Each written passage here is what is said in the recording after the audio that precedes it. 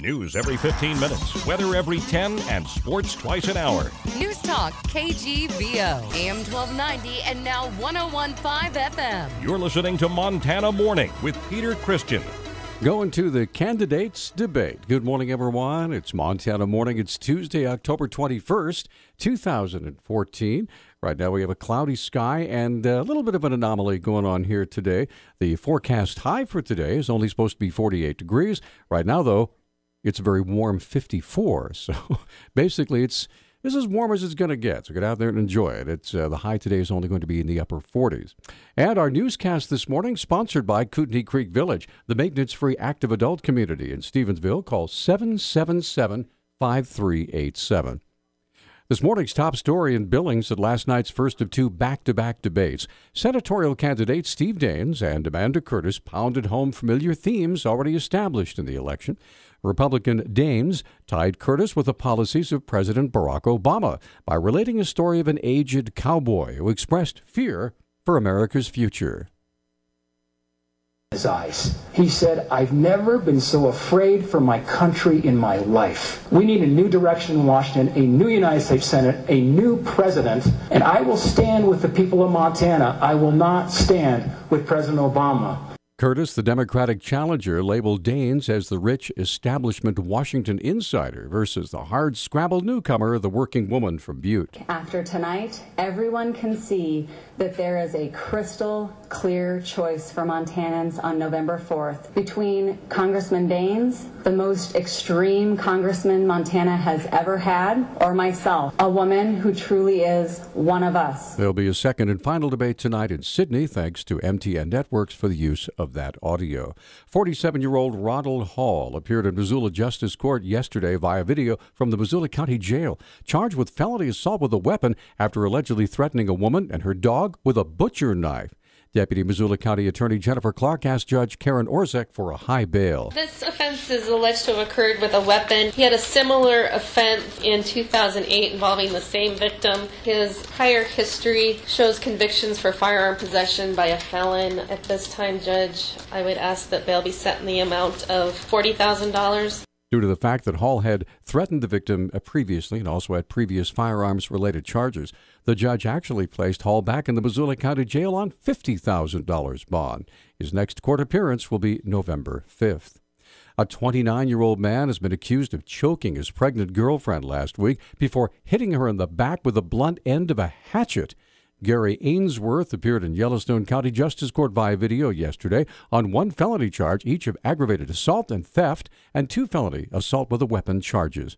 According to the Billings Gazette, Judge Pedro Hernandez set Ainsworth's bond at $20,000 and ordered him to appear in district court for arraignment on October 28th. The woman told police Ainsworth hit her in the back with the blunt end of the hatchet last Thursday, then demanded that she drive him to work in Columbus. The woman's injuries and conditions were not available to the court. On Monday, Montana Attorney General Tim Fox urged members of the U.S. Senate Judiciary Committee to support legislation that would help prevent children from being trafficked on the Internet. Spokesman John Barnes says a new bill with the acronym SAVE is being presented to bring legal and financial assistance to victims of child sex trafficking. It's called the Stop Advertising Victims of Exploitation Act. And basically what it would do is provide for some increased penalties and some more restitution.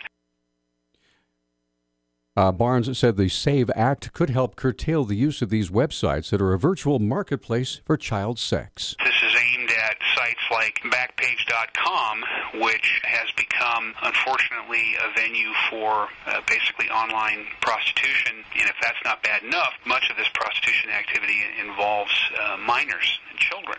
And in a related story, we just heard about this on Fox News. The state of Washington Supreme Court is set to hear arguments in a case filed by 3 sex trafficking victims who say the website Backpage.com helps promote the exploitation of children.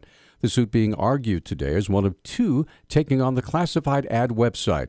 A federal case was filed in Boston last week. A 2012 Washington law that set limits on Backpage.com was shot down by a federal judge. Backpage.com argues the lawsuits are an attempt at censorship. They say the Communications Decency Act gives them immunity from the activities of their members or users. A judge has struck down an administrative rule that allowed developers of residential subdivisions in Montana to drill multiple small unconnected water wells without permits. District Judge Jeffrey Sherlock said the rule violated the intent of the legislature when it set limits on permit exemptions back in the 1980s. Sherlock Friday ordered the Montana Department of Natural Resources and Conservation to come up with a new rule. Montana Fish, Wildlife, and Parks is trying to get a public safety message out to hunters and hikers in western Montana about bears. Vivica Krauser says there are particular areas to avoid. It's been pretty busy here over the last month or so. We've had lots of reports of bears in various places. And, the spots you really want to watch out for, those areas where there's late berry crops that are still lingering, fruit that's down on the ground, really dense brush where you have a chance to surprise a bear. When you're in those spots, just be extra careful. Hunters in some of the block management areas of the Blackfoot this year will be receiving free bear spray with their permits, but everybody needs to take precautions, she says. Yeah, bears are still out and very much active throughout most of the fall hunting season, and so that's a priority for us to make sure hunters are aware of that, to give them the tools that they need in terms of just having those bear safety tips at the front of their minds, and then also having bear spray handy and knowing how to use it. An average of about 100 cans of bear spray are given away to hunters every year. Those cans are paid for out of a discount offered by bear spray manufacturer Counter Assault. Today's Teen Driver Safety Day. Missoula DUI Task Force Coordinator Lonnie Hutchinson says teenagers in Montana are at a greater risk of dying in a crash than any other age group. In the last 10 years, 2,309 people have died in motor vehicle crashes on Montana roadways, and 357 of those were 15 to 20-year-olds. The young drivers have the highest crash rate of any of the drivers in our state, and they lose their lives to vehicle crashes more than any other cause. Hutchinson says authorities have noticed some disturbing trends locally. We're hearing from school resource officers here in town that at the high schools they're seeing a lot of teens driving or riding as occupants, passengers not wearing their seatbelt, and hearing from law enforcement and statistics that a lot of our teenagers are texting and driving. What the messages the teens will be hearing today are: drive the speed limit, buckle up, put the cell phone away, and plan a safe ride home. Good advice for anybody. News Talk time now, 6:10. Newstalk, KGVO. Missoula's official weather station. We are going to be looking at a cool and wet day today. Expect rain showers throughout the day in the Missoula area with a high of only 51 degrees. Mountain passes will be seeing snow increasing as we head into your afternoon. I'm meteorologist Matt Gray for KACI 13.